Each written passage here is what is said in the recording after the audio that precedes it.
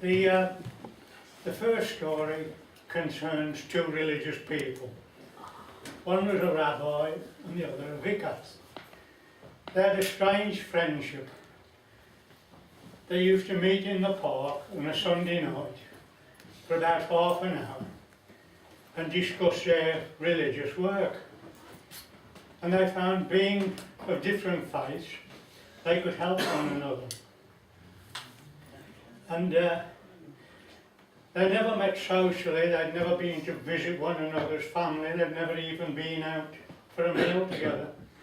All they used to do was meet for half an hour in the park by the bandstand, have a bit of a discussion, and that's it. They'd been doing that for about 10 years. The vicar used to come round on his bike and hang his cycle clips over the crossbar, and if it was raining they'd go in the bandstand, if not they'd have a seat outside. That's the way they've been going for 10 years. And the one day the clock was striking 6 and there was no vicar, didn't show up. The rabbi thought, that's funny, he's always there on the stroke. So he waited another 5 minutes, still no vicar.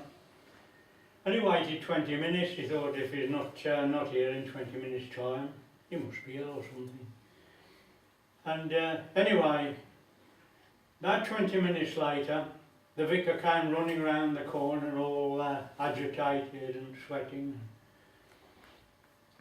Sat down out of breath and said to the rabbi, sorry I'm late, he said, you wouldn't believe this, but somebody amongst my congregation pinched my bike. He said, I thought I knew them all and I could trust them.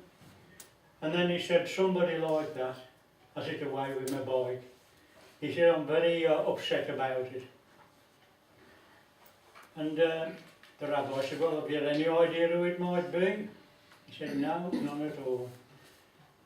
He said, well, you teach the 10 Commandments, don't you, in your religion?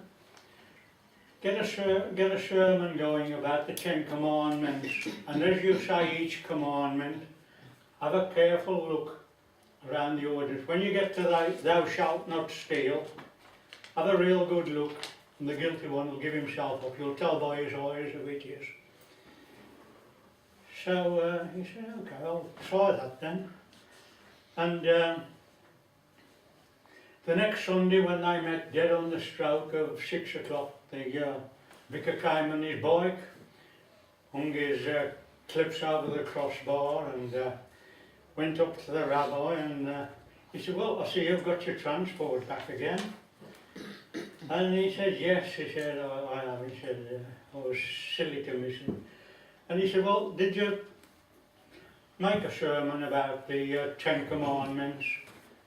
He said, yeah, I did, he said, but it didn't work really. He said, as I started going through the 10 Commandments, as soon as I got to thou shalt not commit adultery, I remembered where I'd left it.